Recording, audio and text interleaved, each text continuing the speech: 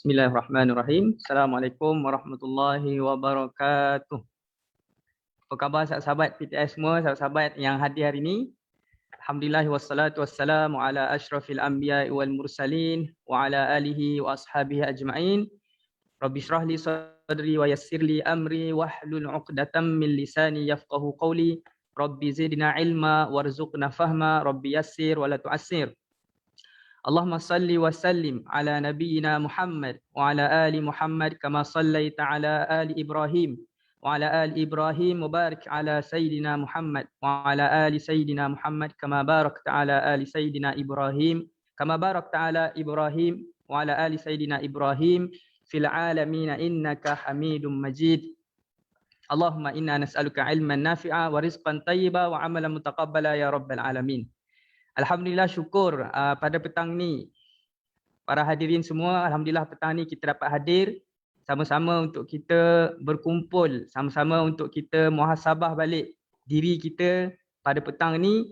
Dan kita tahu petang ni kita sangat mungkin ada dalam kalangan kita yang masih bekerja dan mungkin ada yang cuti bekerja dan mungkin ada dalam kalangan kita tengah berehat-rehat dan sambil bekerja dan sambil berehat dia buka live, buka 7am Club. Mungkin ada kawan-kawan dia hantar live dekat dia rasa petang ni dia dah lock masa tu untuk dia jumpa dekat dalam book club petang ni. Betul tak Kak Nur? Alhamdulillah petang ni. Jadi satu peluang hari ni untuk kita sama-sama tingkatkan ibadah kita kepada Allah SWT. Pertamanya, saya nak ucapkan ahlan wa sahlan pada tetamu terhormat kita, tetamu kehormat kita, Dr. Rohaili Al-Jauhari. Apa khabar Doktor? Sihat petang yang bahagia ni? Alhamdulillah. Alhamdulillah, Masya Allah. Ini kalau bagi saya lah Doktor, saya first time jumpa Doktor, tak pernah jumpa lagi berdepan. Alhamdulillah hari ni ada rezeki dapat bersebelahan dalam Zoom dengan Doktor. Satu keberkahan insya-Allah. Insya-Allah Doktor, insya-Allah. Doktor ada dekat mana tu? Dekat rumah ni. Ya, dekat rumah. Cantik background tu. Iyalah. Beli kat Shopee ni. Oh, masya-Allah, masya-Allah. Alhamdulillah Doktor, hari ni satu peluang para hadirin dapat bersama dengan Doktor. Dan insya-Allah sebenarnya book club ni Doktor, kita bukan julung kali ni, maksudnya dah banyak kali dah kita buat. Alhamdulillah hari ni bersempena dengan Maulidur Rasul Sayyidina Muhammad sallallahu alaihi wasallam. Allah SWT izinkan petang ni untuk kita bersama dengan Al-Fadil Ustaz Dr. Rohaili, dan dekat depan saya ni pun ada buku yang ditulis dan dikarangkan oleh beliau sendiri. Buku yang bertajuk Nabi Muhammad Rasul Terakhir, Nabi Muhammad sallallahu alaihi wasallam Rasul Terakhir. Jadi sahabat para hadirin yang dirahmati Allah sekalian, apa kata petang-petang ni kita mulakan majlis kita dengan selawat pada Nabi sallallahu alaihi wasallam. Jom sama-sama kita ambil dalam masa 10 saat saja untuk kita basahkan lidah kita dengan zikir selawat pada Nabi sallallahu alaihi wasallam. 10 saat saja. Allahumma salli wa sallim ala nabiyyina Muhammad. Allahumma salli wa sallim ala nabiyyina Muhammad. Allahumma salli wa sallim ala nabiyyina Muhammad. Allahumma salli wa sallim ala nabiyyina Muhammad. Allahumma salli wa sallim ala nabiyyina Muhammad. Allahumma salli wa sallim ala nabiyyina Muhammad. Allahumma salli wa sallim ala nabiyyina Muhammad. Allahumma salli wa sallim ala nabiyyina Muhammad. Allahumma salli wa sallim ala nabiyyina Muhammad. Allahumma salli wa sallim ala nabiyyina Muhammad. Alhamdulillah, moga-moga dengan selawat kita bersama sebentar tadi, kita dapat petang ni insya-Allah. Moga-moga keberkahan turunlah pada petang ni. Sahabat yang dirahmati Allah sekalian, insya-Allah petang ni saya akan bersama dengan saudari Nur, dua moderator petang ni. InsyaAllah saya akan berganding bahu bersama dengan beliau. Moga-moga para hadirin semua berbahagialah petang ni bersama kami dan insya-Allah kami akan berusaha sebaik mungkin untuk memberi ruang pada para hadirin untuk kita menyantai, memberi peluang pada petani. Majlis kita petani adalah majlis yang santai saja. Nama pun book club, kita akan buka buku dan kita akan bertanya soalan yang menjurus pada penulisan Dr. Rohaili petang ni insya-Allah. Jadi tanpa panjang kalam lah, kita jemput Kak Nur dulu. Mungkin Kak Nur bersedia menjadi moderator kita petang ni sebagai pembuka pada soalan yang pertama insya-Allah. Silakan Kak Nur. Okay, Assalamualaikum warahmatullahi wabarakatuh. Suara saya jelas tak? Jelas Kak Nur. Okay, Assalamualaikum Dr. Rohaili. Apa khabar? Salam perkenalan juga. Semoga satu hari dapat bersua muka. Okay, Alhamdulillah, insyaAllah. Mungkin saya ceritakan sedikit kan macam program kita hari ini. Sebenarnya ini adalah program kita buat secara bulanan yang kita pilih satu buku setiap bulan di mana kita akan sama-sama baca dan insyaAllah 2 kali sebulan kita akan berjumpa untuk sama-sama berbincang. Dan salah satu sesinya kita akan cuba menjemput penulis buku itu sendiri dan Alhamdulillah hari ini saya sangat berbesar hati dapat bersama-sama dengan penulis buku yang subhanallah bila saya baca kan doktor, saya rasa saya masuk semula ibarat saya masuk ke zaman itu. Maksudnya bila kita lihat gambar-gambar kan sahabat-sahabat semua yang dah membeli buku ini, dah tengok, yang tak membeli lagi mungkin boleh saya kongsi sedikit ya berdasarkan apa yang saya baca. Dipenuh dengan gambar-gambar dan infografik yang bila kita baca tu kita macam hidup di zaman itu, di masa itu. So saya pun macam tertanya-tanya juga doktor, dari mana, berapa lama agaknya ambil masa mensiapkan buku ni dan segala gambar-gambar dia, Masya Allah. Dia, saya tak pernah nampak a collection of gambar-gambar himpunan tentang sirah Rasulullah ni sedetail ini. Mungkin kelemahan saya lah kurang membaca, tapi saya sangat-sangat tertariklah dengan approach yang dibawa oleh Dr. Rohaili dan pembukuan buku ni saya rasa satu usaha yang sangat-sangat bermakna sebab dia sangat menanamkan cinta kita kepada Rasulullah dan lebih memahami, rasa lebih dekat dengan sirah, dengan perjalanan tu. Semoga kita dapat menelusuri dan mencontohi setiap peribadi baginda juga. Okay, sebelum tu, mungkin saya mulakan dengan soalan sebagai pengenalan untuk hari ini. Sebenarnya buku ni dia ada banyak bab, ada 7 bab. So with the interest of time, so hari ini pun kita ada sejam setengah, insyaAllah kita cover apa yang mampu.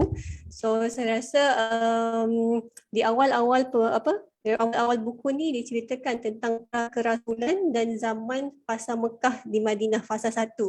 Bila cakap fasa 1 ni maksudnya kita bayangkan fasa di mana permulaan risalah dakwah tu. So mungkin kita nak jemput Dr. Rohaili untuk sama-sama kita dengar penceritaan pada fasa zaman berkabaran kerasulan Nabi Muhammad SAW sehinggalah seruan dakwah tu setelah kerasulan. Sebab ada sejarah, mengikut perspektif sejarah, saya tak sure ada mencadangkan bahawa fasa kita zaman sekarang ini kita telah mengulangi semula sejarah. Maksudnya kita ada sejarah Islam kan, fasa Mekah, fasa Madinah, fasa Khulafa' Rashidin, fasa kegemilangan Islam sebagai world order masa itu dan sampailah ke fasa sekarang. Jadi kita sekarang dikatakan mengulangi zaman Mekah itu sendiri. So saya rasa bertepatan dengan hari ini, seronok untuk kita dengar daripada Dr. Rohaili sendiri, apakah yang berlaku di zaman Mekah ni. Okay, silakan doktor. Okay. Assalamualaikum warahmatullahi wabarakatuh. Alhamdulillahilladzi qaddara wa kafa. Wassalatu wassalamu ala nabiyyihil mustafa wa ala alihi wa ashabihi ahli wafa. سبحانك لا علم لنا إلا ما علمتنا ربنا اشرح لنا صدورنا ويسر لنا أمورنا واحلل عقدة من ألسنتنا يفقهوا أقوالنا أما بعد. Usaha Puan Cik Hidayah yang menghubungi saya untuk saya sampai ke slot ini dan Ustaz Nasri dan Dr. Hayati Yasmin yang bersama sebagai moderator pemudah cara untuk kita membincangkan buku Muhammad Rasul terakhir ini. Ada baiknya saya cerita sedikitlah apa yang dimaksudkan dengan penulisan buku ini, kenapa presentationnya begini dan sedikit latar belakang penulisan buku itu. buku ni memanglah satu ilham ataupun permintaan daripada Tuan Haji Syahrudin Dawam, iaitu pemilik Masjid Sdn Bhd tu. Dan dia mengajukan kepada saya tentang idea dia, dan dia juga menginginkan satu persembahan buku yang boleh menarik perhatian. Buku mengenai Rasulullah SAW ni banyak, ya. Apatah lagi yang telah diterjemahkan dalam versi-versi Indonesia khususnya. Tapi kebanyakannya bila mana terjemahan tu secara direct daripada bahasa Arab, bahasa yang digunakan agak berat, ya, dan susah untuk sampai pada kita. Atas dasar itu saya cuba mengumpul maklumat-maklumat daripada buku-buku sirah, dan atas idea daripada dia, di samping bahasa kita dekatkan dengan pembaca, kita cuba muatkan juga dengan infografik, ilustrasi dan gambar-gambar yang bermaklumat tentang sirah Rasulullah SAW untuk membantu, ya, orang mendekati Rasulullah SAW dengan pembacaan.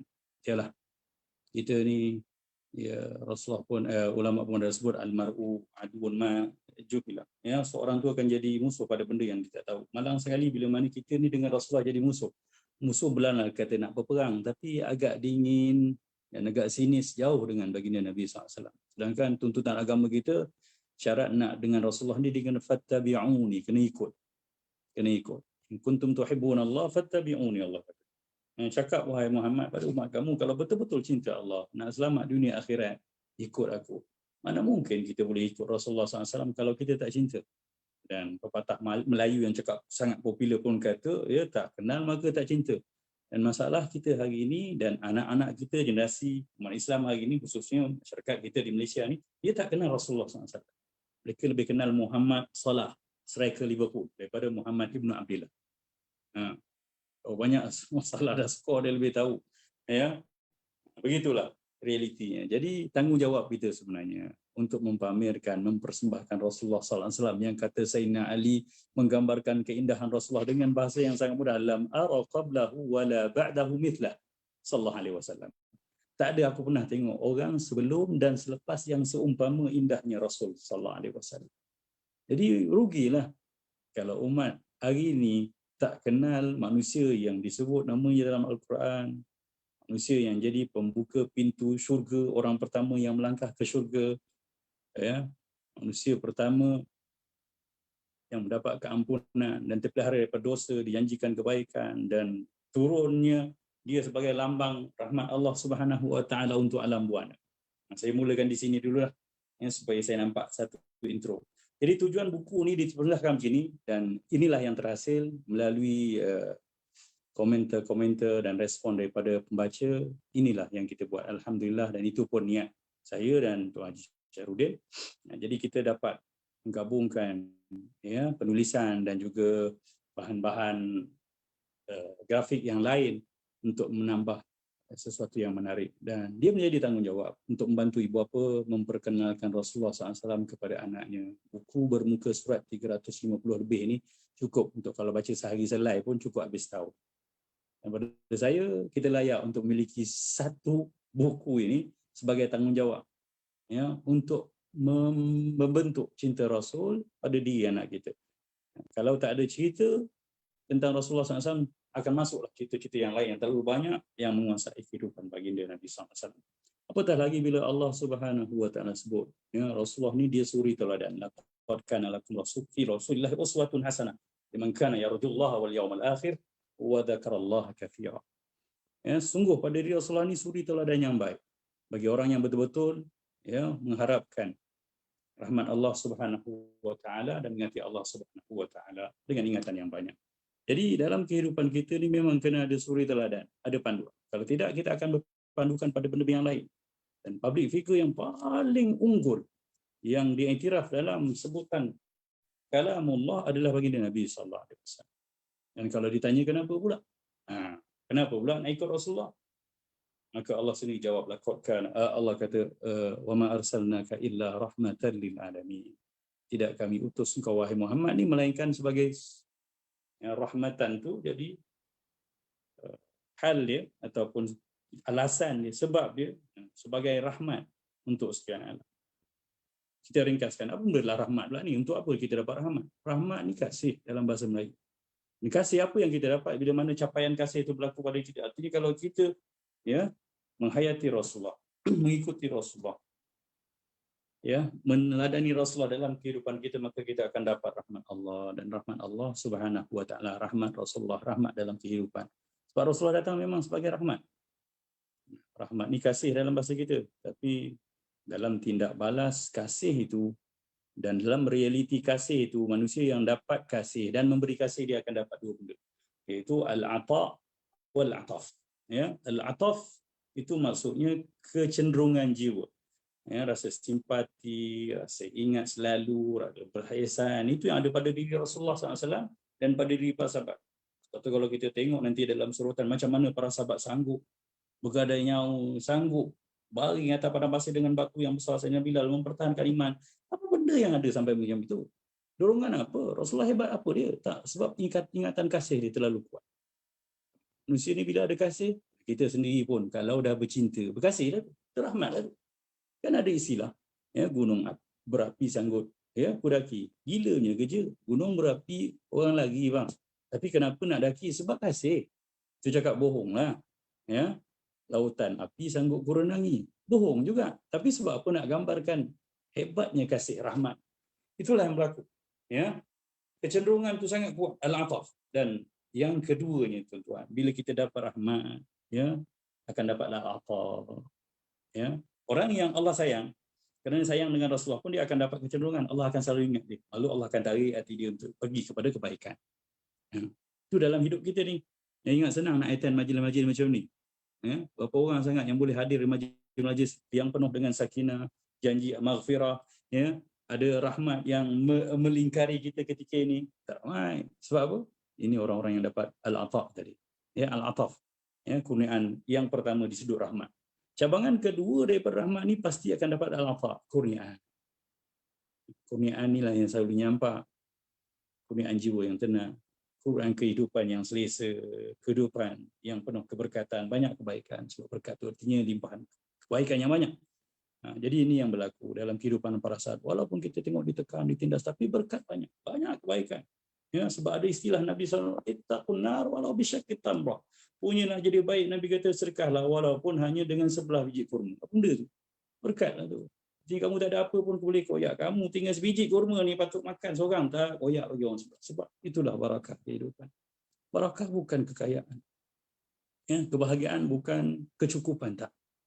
Tapi ya, itulah yang dinamakan rahmat tadi. Ya. Dan ternyata bila kita tengok Allah kata wa ma arsalnaka illa rahmatan lil alamin. Ya, tidak kami utus engkau melainkan sebagai rahmat untuk sekalian alam. Dalam kaedah bahasa Arab disebut sebagai ada nafi dengan itsbat. Ya, ada adatul hasar, illa, wa ma illa, la ilaha illa. Nah, dia jadi taukidnya lebih kuat. Tak ada Tuhan yang disembah melainkan. Tidak ada tujuan lain perutusan kau wahai Muhammad melainkan. Jadi satu-satunya. Dan kalau kita tengok di sudut mana rahmatnya Rasulullah ni, adakah di sudut wajahnya, adakah di sudut perilakunya, adakah di sudut ya wahyu hadisnya, perkataan perturunannya, Rasulullah jelaskan. Ya, dalam satu hadis yang diriwayatkan oleh Imam Malik, Rasulullah kata innama bu'ithu, innama juga adatul hasar wa taukid, ya, hanya sesungguhnya, bukan sesungguhnya, inna sesungguhnya dia, innama, ya, hanya sungguh ini saja. Bu'ithu, aku diutuskan liutammima makarimal akhlak. Diutuskan dengan kesempurnaan akhlak. Soal bagaimana para sahabat kuat, saya nak menjurus pada pasal 1 ni, cerita macam mana para sahabat boleh kuat sebegitu rupa. Saya nak ceritanya sebab apa? Dia nampak Rasulullah. Baginda ni seorang yang sangat orang lain mendamaikan. Para sahabat pernah bercerita bahawa kami ni nak jumpa dengan Rasulullah sangat berbunga-bunga hati. Sebab mana tak berbunga? Rasulullah ya tak pernah dilihat melainkan tersenyum. Bayangkan. Ya, dengan muka Rasulullah hanya akan menceritakan kesedihan kepayahan yang dilalui hanya pada Khadijah. Tapi bila jumpa para sahabat, dia akan jadi pemimpin yang sangat hebat, kuat, senyum dan beri semangat. Sebab itu para sahabat saya hebat. Ya, malah Rasulullah sangat penyayang. Rasulullah sangat menyayangi orang fakir, menghiburkan orang fakir. Rasulullah kata beginilah kita akan hidup nanti di syurga. Aku akan bersama dengan orang fakir. akhlak Rasulullah. Yang saya teringat satu kata-kata yang sangat indah. Bila mana seorang ketika itu Rasulullah berada di Madinah, macam mana rahmat dan tawaduknya Rasulullah ni. Dalam ketika mana dia telah berada di Madinah, kan Madinah dia dah ada jadi orang hebat. Bila datang seorang bertemu dengan Rasulullah SAW dalam keadaan menggigil dia. Menggigil ni sebab takut lah. Ialah jumpa pembesar. Apa jawapan Rasulullah ataupun pujukan Rasulullah? Hawin alaik. Kata dia, tenanglah. Tenang, kata Rasulullah. Fa inna lastu bi malik. Aku ni bukan raja, kata Rasulullah. Inna ma ana ibnu imra'atin kanat ta'kulul qadid bi Makkah. Ya Allah. Rasulullah kata, aku ni dulu hanya anak seorang perempuan yang balu, yang janda, hanya makan daging kering je kat Makkah. Aku bukan raja, aku bukan orang kaya. Kau takut dengan aku? Subhanallah. Bayangkan tuan-tuan, kita di mercu kejayaan, kita dah ada negara sendiri, dah jadi pembesar, dah jadi YB, ya, tiba-tiba ada orang datang makcik menggigil tangan minta bantuan, kita pun angkat bahu, besarkan dada, padahal dulu kita orang Felda je, anak orang kampung kat kampung Singgan je. Begitulah Rasulullah menang. Siapa? Kau menggigil aku ke raja? Aku ni anak yatim yang dulu mak aku pun makan, kalau kita ikan masin lah, ikan kering lah. Rasulullah kata ikan kering. Lah orang Mekah tak makan ikan kering kan, tak jumpa laut. Begitulah Rasulullah SAW. Mendamaikan, menyamankan. Rasulullah pernah bercerita bahawa dia kata, Inna Allah khairani an akuna malikan nabiyan. Allah bagi pilihan untuk aku ni jadi bersama seorang nabi ni jadi raja. Jadi Rasulullah boleh nak jadi raja. Ya, atau abdan nabiyan, ataupun seorang hamba sahaja dan jadi nabi. Fakhtartu. Tapi aku pilih anak aku na abdan nabiyan. Aku pilih hidup sebagai seorang hamba dan seorang nabi. Sebab Rasulullah memang pengikut awalnya. Sebab tu Bilal hamba, ya. Kita tengok yang apa, Ammar bin Yasir juga keluarga hamba. Jadi yang diseksa, yang dapat semua memang golongan yang rendah yang belum di Islam.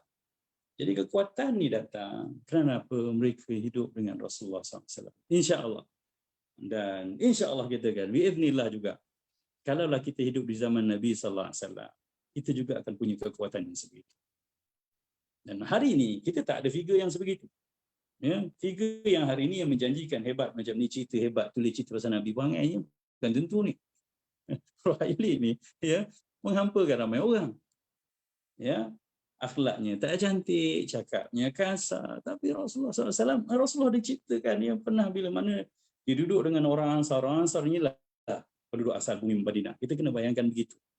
Ya, apa watak Anas bin Malik ketika mana dia nampak seorang budak, ya, dia pun beri salam pada budak-budak yang tengah bermain. Yang bila dia tanya orang, kenapa kau beri salam pada budak? Dia kata, Rasulullah buat beginilah. Rasulullah ketika hidupnya selalu bertumpu dengan kanak-kanak, beri salam dan menghormati yang tua dan sangat membantu yang susah orang-orang. Subhanallah. Itu kadang-kadang nampak budak kita jegi mata.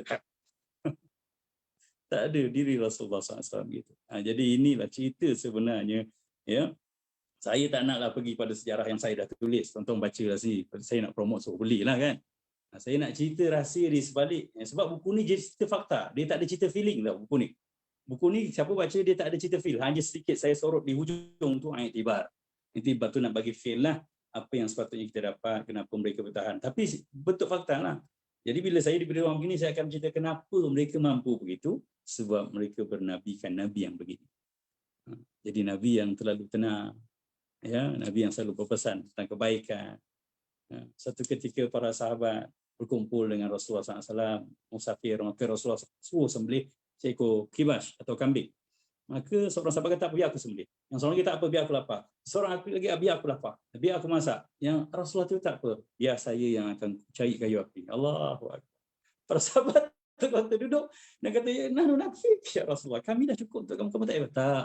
Apa kata Rasulullah? Rasulullah malah, tuan-tuan. Ya, Rasulullah kata, tak, aku tak mau tampil berbeza dengan kamu semua, sebab Allah Subhanahu wa benci pada orang yang tampil berbeza di kalangan sahabat. Itu yang kita tak nampak. Rasulullah ni artinya duduk dengan sahabat, sahabat rasa macam kawan. Kita bila jadi ketua, orang tak ketuakan kita mengajuk, kita marah. Ya. Jadi cerita begini kena ada dalam minda kita, dalam cerita kita, supaya kita Muhammad Rasul terakhir yang kita cuba hayati sirahnya ini, kita masukkan juga unsur-unsur ya, yang maknawi yang ada pada diri Nabi SAW, agar kita tahu bahawa ya, kehebatan yang ada diri pada Nabi SAW adalah bersumber daripada rahmat tadi. Ya, rahmat tu diterjemahkan pada perilaku baginda Nabi SAW. Sebab Rasulullah kata, innama bu'ithtu liutammima makariman akhlak. Ya, sebab itulah datanglah ujian macam mana pun. Yang ada dalam hati para sahabat yang disiksa, yang diazab, kan ada dalam buku ni saya tulis sampai ada mereka yang diazab, ya. Kalau tak silap saya di muka surat awal tu bercerita, muka surat 193, ya, macam mana ada mereka yang sampai dibalut dengan tulang unta dan tulang lembu dan dibakar bersama tu, ya Allah. Tak mampu, tuan-tuan. Tak mampu. Kita tak akan mampu berhadapan dengan kesakitan yang begitu. Kita hari ini disakitkan hati saja, dan kita oleh kerana hati kita ni kurang cinta Nabi, tak ada panduan, tak ada rujukan, tak pernah baca kisah-kisah begini, maka kesakitan hati yang kita tanggung tu macam pedih sangat. Yalah, sebab diketuk rajanya. Ya, tapi sebenarnya kalau di untuk fizikal kita tak ada kesakitan sangat. Ya.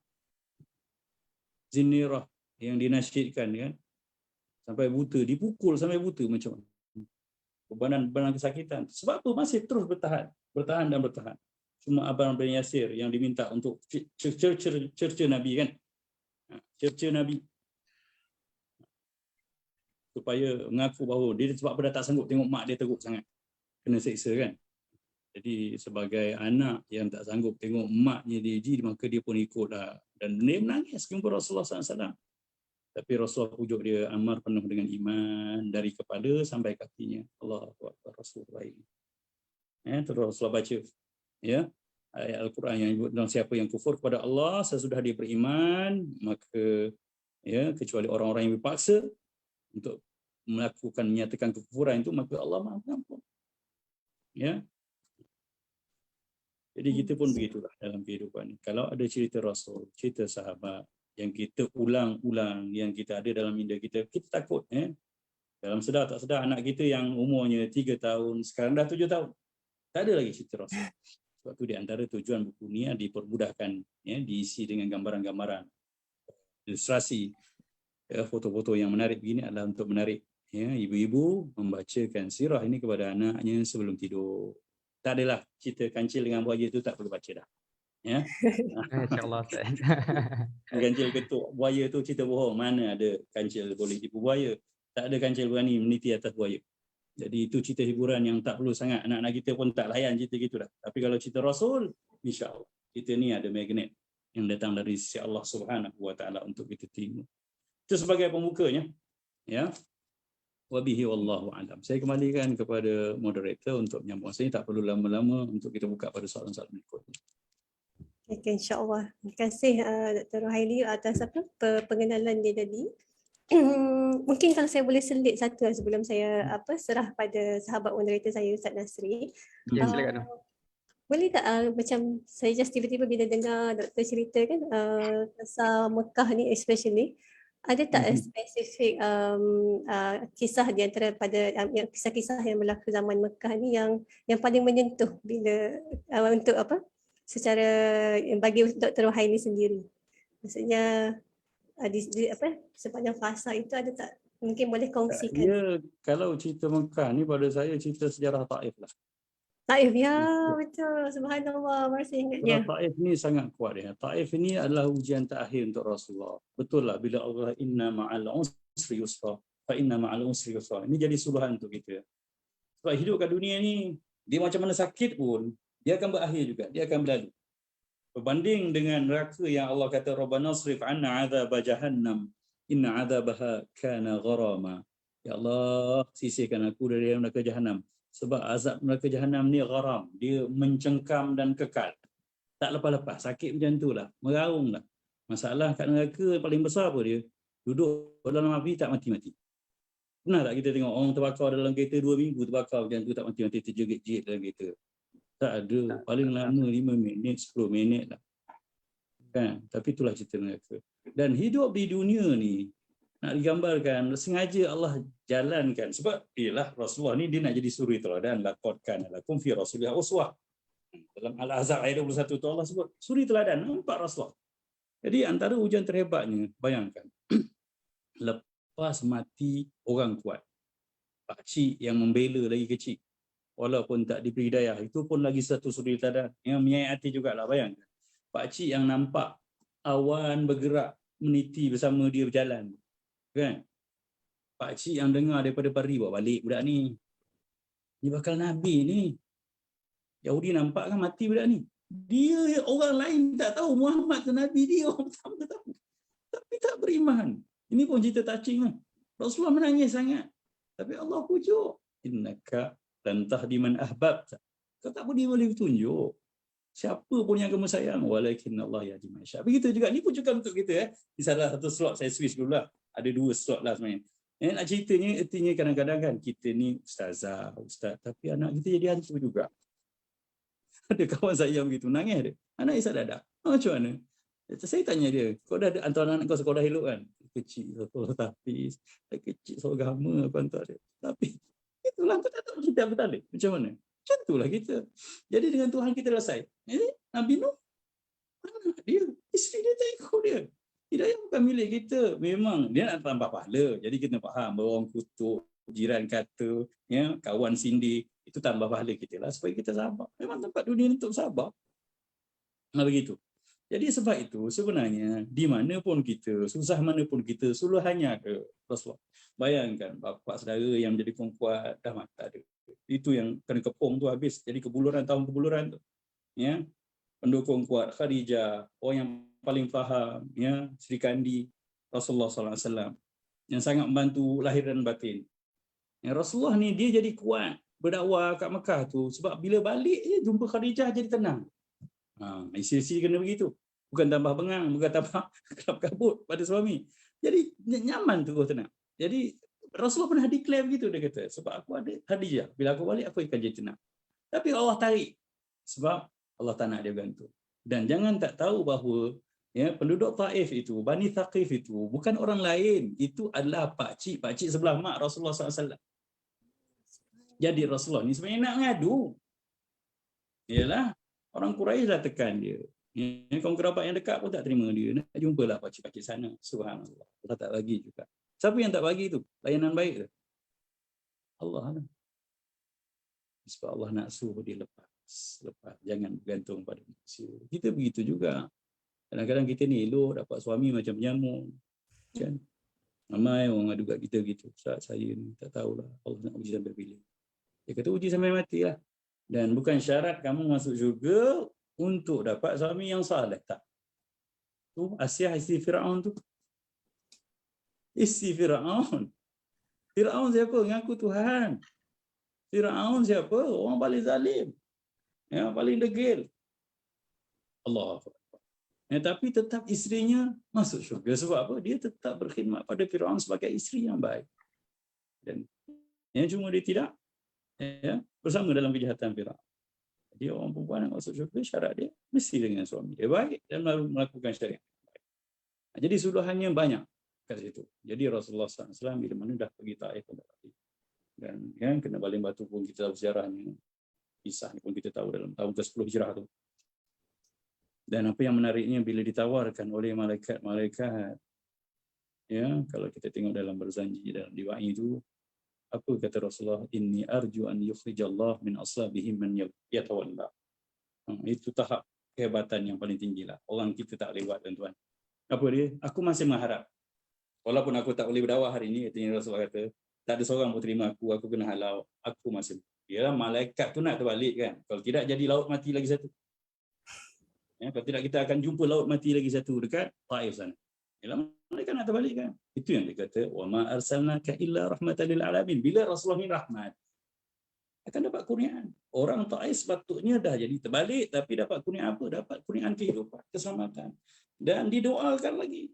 Min aslabihim, daripada subli mereka nanti, man yatawalla, orang yang akan berpaling menyembah Allah. Subhanallah. Hari ini kita tengok semua penduduk Taif semuanya beriman pada Allah. Subhanallah.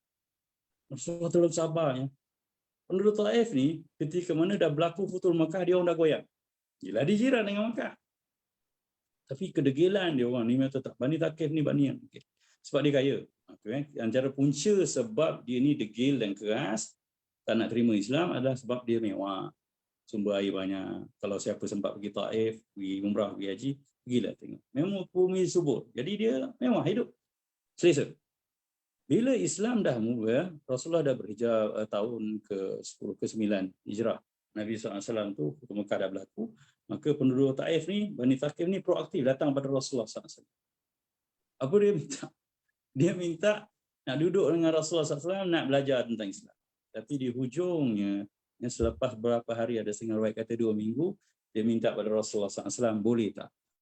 Ya, dia kata dia nak terus bersama dengan Rasulullah, mengimani Rasulullah SAW sebagai Rasul, tapi dia tak nak bersolat. Sebab dia nak mempertahankan dia punya perhala yang besar dekat Bani Taif.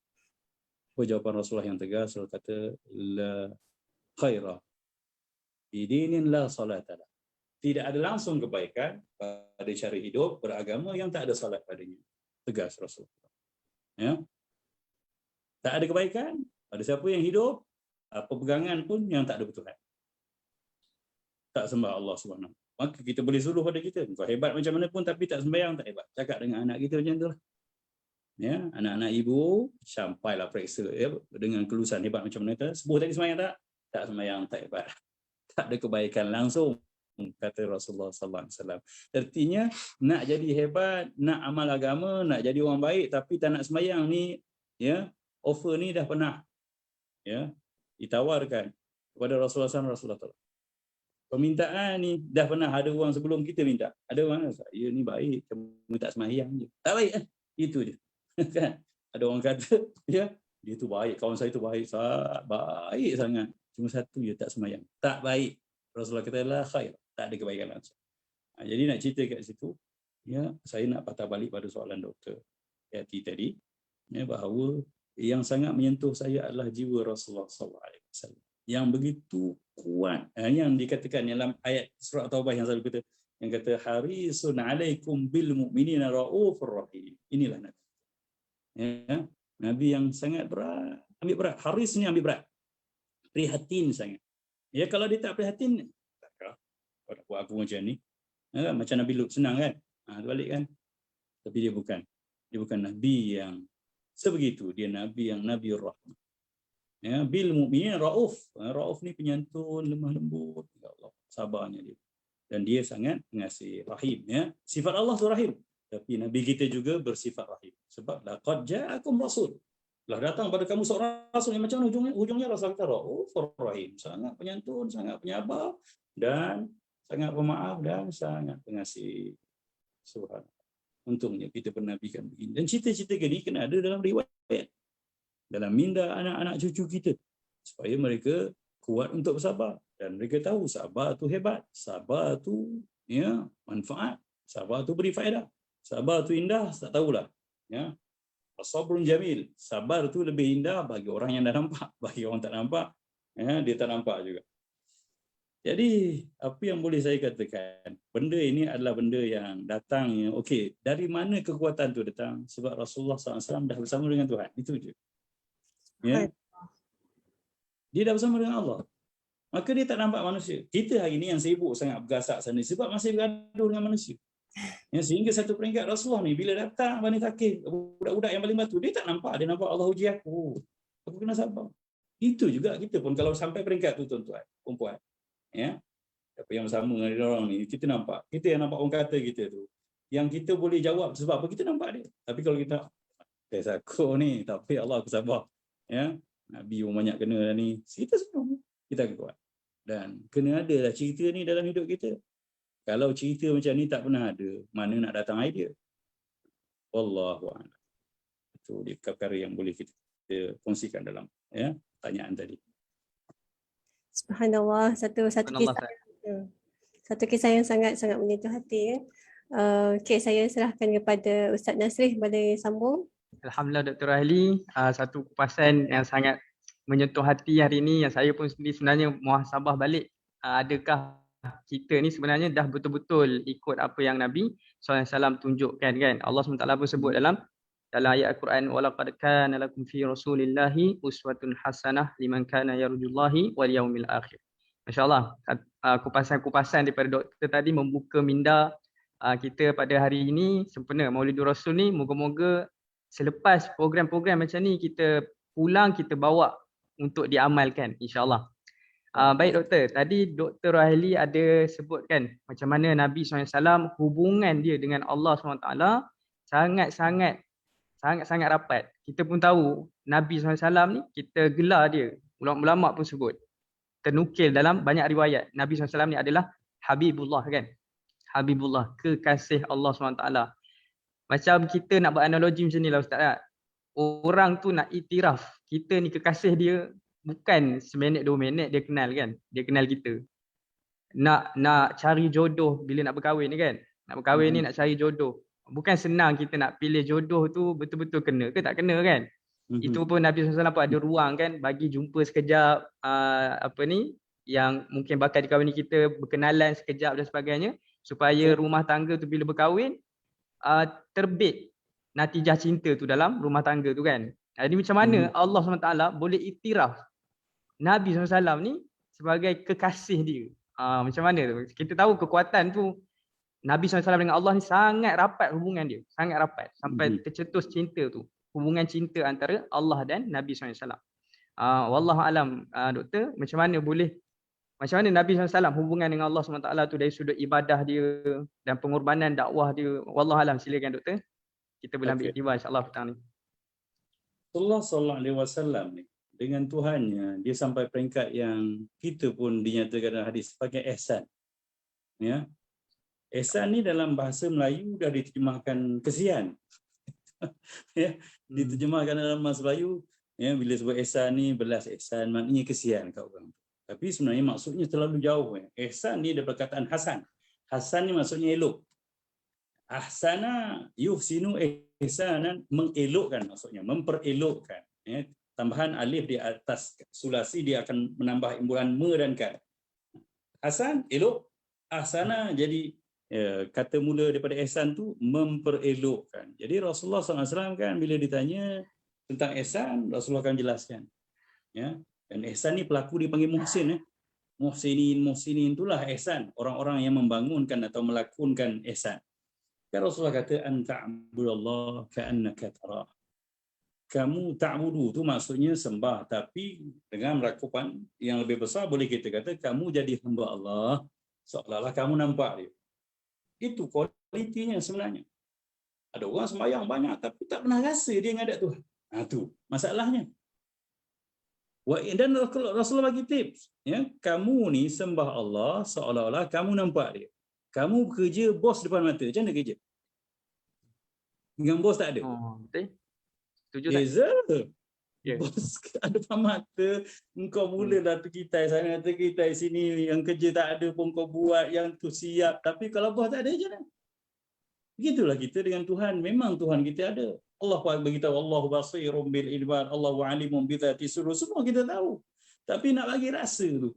Ya, dan Rasulullah benda ni yang ada dalam diri dia. Kan? Sebab tu yang dia sampai bengkak kaki Aisyah mengeluhkan lah Rasul. Ya Rasulullah, engkau ni dosa engkau yang dahulu, yang kemudian pintu syurga pun dah buka untuk. Ya. Tapi apa kata Rasulullah bila kata begitu? Kaki dah bengkak ni diri. Kaki bengkak semayang kan senang. Mana ada orang kaki bengkak sebab semayang? Nasabah. Kaki bengkak sebab semayang. Tak ada. Kalau main bola ramai. Bengkak kaki semayang ni sebab terlalu lama dan tak perasan sakit tu. Sebab apa tak perasan? Sebab syok semayang tu. Syok lah tu. Dia sampai peringkat tu. Sebab apa? Dia menikmati solat. Ka'an ta'budallah ka'annaka tarah. Peringkat bila dah nampak Allah, dan Rasulullah nampak Allah dengan rasa sayang, dengan rasa harap. Allah mengasihi aku. Kita nampak Allah dengan rasa takut. Tak apalah. Rasa tu berbaut. Permulaan memang takut. Takut Allah marah. Takut Allah tak puas hati. Tu peringkat mula. Tapi orang dah peringkat muqarrabin, dia berasa Allah terayang dia, Allah sedia mengampun dia harap pada Allah, dia madu dengan Allah. Jadi dia syok lah. Macam jumpa kekasih. Kita bila sebut Allah macam kekasih, kita rasa janggal. Tapi Rasulullah itulah perasaan baginda sallallahu alaihi wasallam kepada Allah Subhanahu wa taala. Dan Rasulullah bagi tip untuk kita, wa in lam takun tara. Kalau memang kamu tak boleh nampak Allah. Sebab nampak Allah dengan mata hati. Fa innahu yara. Kamu yakinlah Allah tengok kamu. Cukup lah. Bos tak ada, tapi kita tahu ada CCTV. Kau tak ada, tapi ada CCTV pasang, kau tengok aku tu. Macam mana kelaku kita? Tetap elok. Begitulah. Ya, sebab itulah kita ni sekurang-kurangnya untuk membina kekuatan, untuk jadi kecintaan Allah Subhanahu Wa Taala, untuk jadi hamba Allah Subhanahu Wa Taala. Ya, kita kena jadi orang yang merasakan dirinya diawasi oleh Allah. Paling kurang dalam solat. Subhanallah. Ya. Paling kurang depan solat. Dalam solat pun ramai orang semayang daripada angkat takbir Allahu Akbar sampai beri salam pun tak sedar. Tahu-tahu dah habis aku semayang. Sedangkan dalam solat yang dia kata wajjahtu wajhiya lilladzi fataras samawati wal ardh. Hadapkan wajahku ini kepada Tuhan pencipta langit dan bumi. Kan kecil tu. Ya, ampun tuanku, beribu-ribu ampun, sembah patih harap diampun. Pernah tengok orang kat istana menghadap tuanku, ampun tuanku, beribu-ribu ampun, sembah patih harap diampun, kata lalu belakang ni. Tapi biasa kita dalam solat wajjahtu wajhiya lilladzi fataras samawati wal ardh. Apa maksudnya? Sebab penghayatan tu tak ada. Ya, penghayatan tu tak ada, kita tak dilatih. Dan Nabi SAW pernah sebut supaya akhlak, amalan, penjiwaan, khusyuk, penghayatan ni kena dilatih. Innamal ilmu bita'allum wa innamal hilmu bitahallum. Ya, satu lagi apa yang Nabi sebut? Ya. Sesungguhnya ilmu tu dapat dengan belajar, dan sifat lembut tu dengan melakonkan sifat tersebut. Kita kasar, kan? Kita rasa, saya ni kasar, atas mak saya lagi kasar, atuk saya lagi kasar. Teluk paling garang tu atuk saya. Kau bangga gitu sampai ke tua, kau tak boleh lembut. Habis apa guna ajaran agama? Sebabnya kena dilatih, kena dimujahadah. Begitu juga dalam solat. Kalau kita ingin sampai pada peringkat yang begitu, jadi hamba Allah, merasa diawasi sampai peringkat muhsinin, kita rasa pengawasan Allah. Dan sebab apa? Kita terjebak dengan dosa, dengan pelanggaran syariat, dengan bergasak hak orang lain, berkasar orang lain. Sebab apa? Kita tak perasan CCTV Allah. Ya? Kita tak perasan Allah tengok kita, sedangkan banyak benda Allah sediakan. Ma yalfidhu min qawlin illa ladaihi raqibun atid. Tak cukup Allah tengok, Allah sediakan raqib dan atid lagi. Jadi benda-benda ni yang Rasulullah SAW penuh dalam jiwa dia, menyebabkan kecintaan dia pada Allah Subhanahu Wa Taala. Sebab itulah waktu dia dibaling, waktu dia duduk sakit, ngadu kesakitan, dia nampak Allah. Kita nampak sakit, aku teguk ni, bila nak baik ni, aku sampai hati dia ombak. Jadi kesakitan terus menguasai diri kita, sedangkan kesakitan tak sakit. Seorang yang sakit ini Allah dan bersabar. Dengan seorang yang sakit mengeluh kesakitan tanpa rasa sabar, maki hamun dan sebagainya, sama juga. Macam tu juga. Tapi di sisi Allah tak sama. Kan? Tu kita kena faham bahawa di antara sebab Rasulullah SAW jadi kuat, jadi hebat, jadi kasih Allah, ada kenapa jiwa dia dengan Tuhan sangat kuat. Dan alat bantu yang Allah turunkan untuk nampak kehebatan Allah, rahmat, sifat sempurna Allah ni, Allah turunkan Muhammad ni lah, Rasul terakhir. Lalu dia memperagakan cara hidup sebagai uswah hasanah tadi. Dan kita nampaklah macam mana Rasul berhadapan dengan orang begini. Ya, satu ketika Rasulullah ni pernah tengok budak menangis, tuan-tuan, kerana burung dia mati. Osfor ni burung kecil lah, dia boleh agaknya mati. Rasulullah duduk dengan budak tu sampai budak tu diam pujuk. Ya Allah. Para sahabat sampai geleng kepala tunggu. Gitu. Kita tak sempat. Kita rasa kita sibuk sangat, tak sempat. Bukannya orang lain, kan anak kita nangis, kita tak kisah. Kan Rasulullah dengan budak menangis, Rasulullah segerakan sembahyang. Ni Nabi Rahman. Sebab jiwa dia dengan Tuhan. Sebab apa yang dilakukan? Sebab dia nak reflect dengan Tuhan. Aku nak kata apa dengan Tuhan? Tuhan tengah tengok aku tu. Itu tujuannya. Dan ingat latihan dalam hidup kita ni untuk bentuk ingat pada Allah, untuk kuat jadi orang-orang hebat, bersumberkan maklumat yang ada pada sirah Rasulullah SAW ni adalah dengan memulakan solat dengan ingat. Yang Allah kata fala aflahal mu'minuna alladhina hum fi salatihim khashi'un. Sungguh patutnya orang beriman ni dah berjaya, kata Rasul. Kata Allah, yang orang beriman sungguh pasti orang beriman patut jaya. Tapi ciri pertamanya sembahyang mesti ingat. Kan Allah kata innani anallahu la ilaha illa ana fa'budni wa aqimis salata li dzikri. Tujuan sembahyang memang untuk ingat Allah. Jadi kalau sembahyang pun kita tak ingat Allah, maka ruang-ruang untuk kita dapat kekuatan jadi orang muhsinin itu lambat. Jadi orang muhsinin ni dia sentiasa ingat Allah dalam gerak lakunya. Maka bila ingat Allah, perasan tak? Orang perasan diawasi, apa kan jadi kualiti pada kerja dia? Jadi the best lah. Bos ada depan mata, kerja jadi baik lah. Itu maksud muhsin. Muhsin ni orang yang memperelokkan tindak tanduk dan kelakuannya. Dalam bahasa kita, dia terjemahkan, Quran terjemahan, orang-orang yang melakukan kebaikan. Tapi tak sampai maksud tu. Dia sebab apa? Dia jadi baik, best quality tu sebab dia perasan Tuhan tengok dia, Tuhan nilai dia, maka dia persembahkan yang terbaik. Nah, itu muhsin. Jadi Rasulullah SAW adalah orang yang paling muhsin dalam hidupnya. Ya, yang siasa Allah, Allah, Allah. Satu buktinya, satu bukti bahawa Rasulullah SAW ini siasa ingat Allah. Seorang sahabat Rasulullah SAW pernah melihat Rasulullah SAW berbicara dengan yang lain, sahabat yang lain, dan ada ketikanya Rasulullah senyap. Macam kita bercakap, saya cakapkan senyap. Tapi waktu senyap tu Rasulullah masih terkomat kamit mulutnya. Dan ada para sahabat yang mendekatkan telinganya dengan mulut Rasulullah, telinga Rasulullah menyebut apa? Astaghfiruka ya Allah wa atubu ilaik. Celah-celah cakap pun ingat Tuhan lagi. Pernah juga ditanya, perasan tak? Keluar masuk tandas.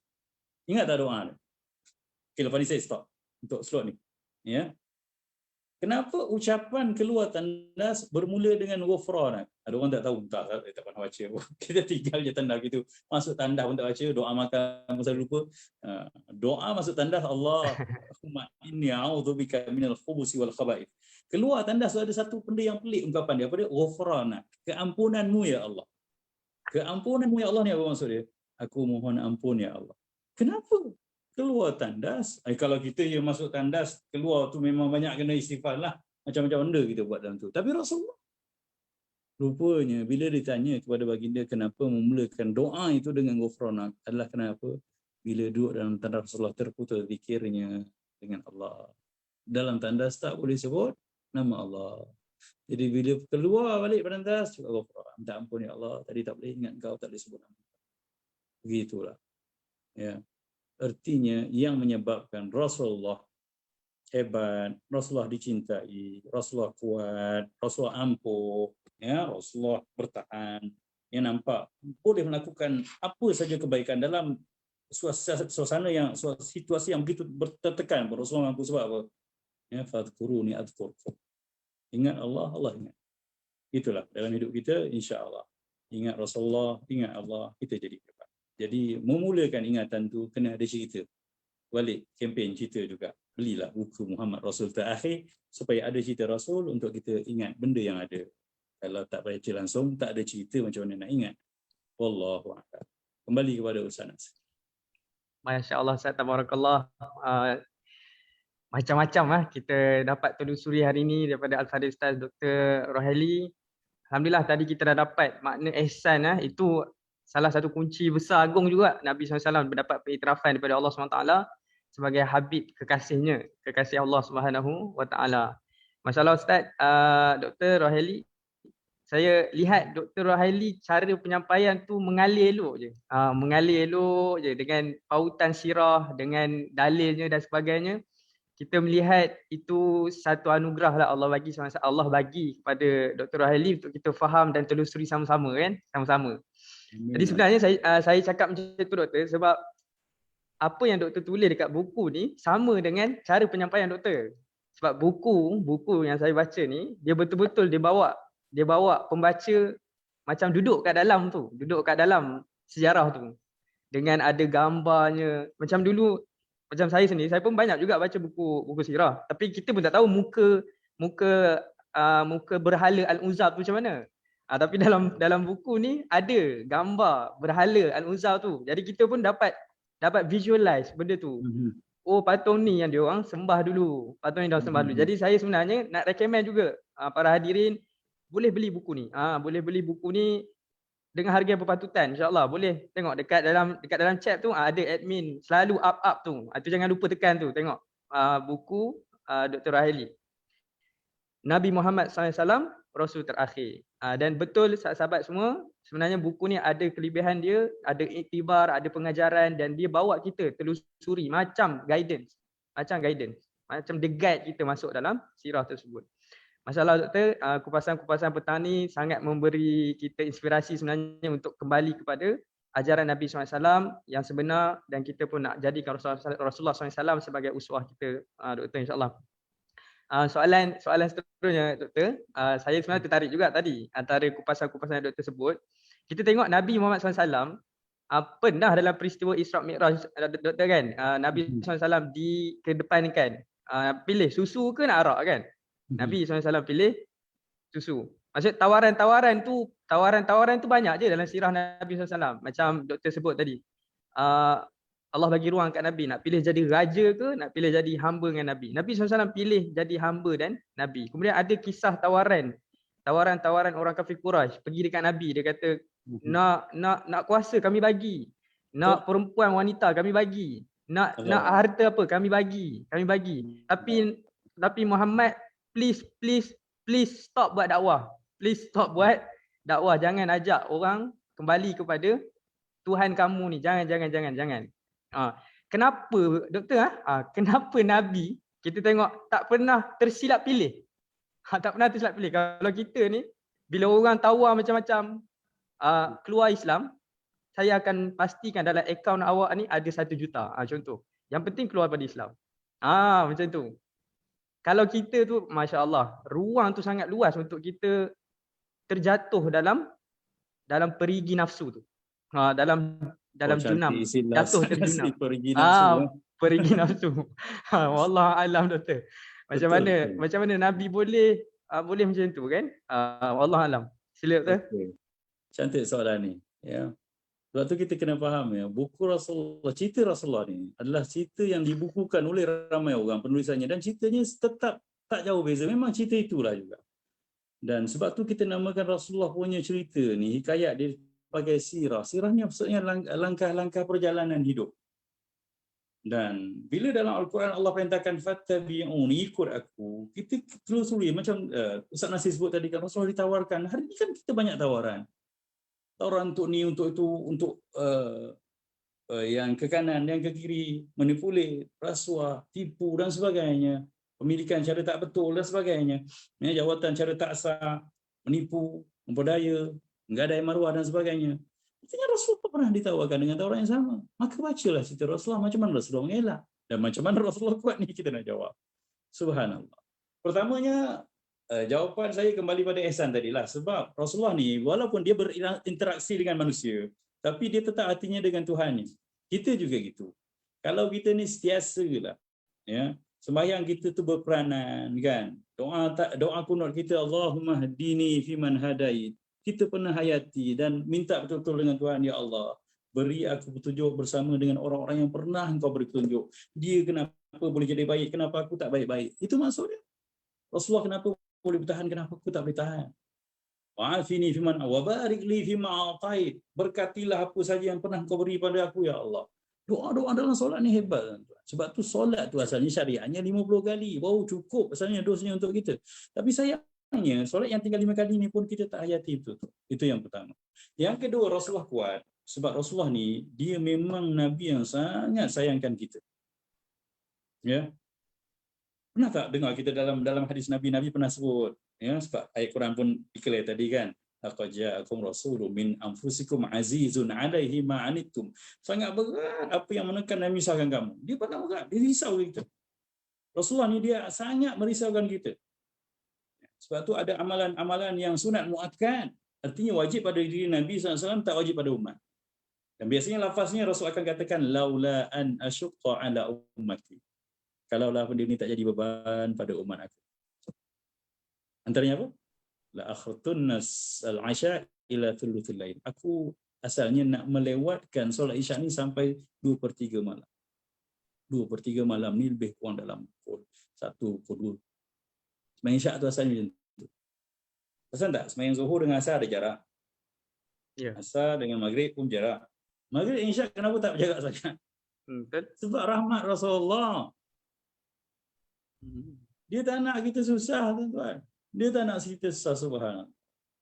Muhammad ni, sebab itulah tak patut kalau kita tak sayang Muhammad. Tak patut. Okey. Tak patut. Saya cakap, tapi nak sayang macam mana? Kalau buku dia pun tak pernah bercerita. Cerita Muhammad Rasul terakhir tak ada dalam cerita kita. Dia kan kata laula asyqa ala ummati, ya. Dia kata la amartum bisiwa qabla kulli salat, inda kulli salat. Ya. Kalau lah tak jadi beban pada umat aku nak suruh umat aku ni gosok gigi setiap kali nak sembahyang. Artinya Rasulullah nak suruh kita siwak, gosok gigi setiap kali nak sembahyang, ambil wuduk tu. Ada setengah lafaz kata inda kulli wuduk. Setiap kali nak wuduk katanya wajib. Tapi Rasulullah yang buat. Bukan saja wuduk. Dan kita tengok Rasulullah di sudut peribadi pun sangat menjaga kebersihan. Gosok gigi ni Rasulullah kalau dah sembahyang 5 kali. Riwayat lagi nak baca Quran lagi. Bangun tidur lagi, ya. Dan Aisyah meriwayatkan Rasulullah tak pernah masuk rumah sebelum bertemu aku melainkan dia akan siwak dulu, gosok gigi. Artinya kita kalkulate lebih kurang 6, 7, 8 kali Rasulullah gosok gigi dalam sehari. Kita daripada pagi sekali itu jelah sampai ke malam. Mana orang nak lagat dengan kita?